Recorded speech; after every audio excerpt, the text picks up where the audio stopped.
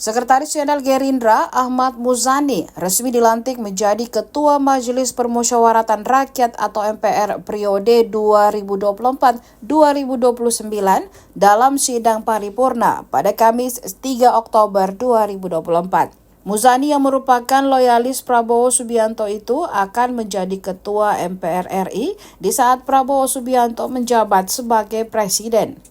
Ia akan ditemani 8 wakil ketua MPR yang terdiri atas 7 perwakilan fraksi di DPR dan 1 perwakilan dari DPD. Ahmad Muzani merupakan pengusaha, politisi dari Partai Gerindra dan anggota DPR.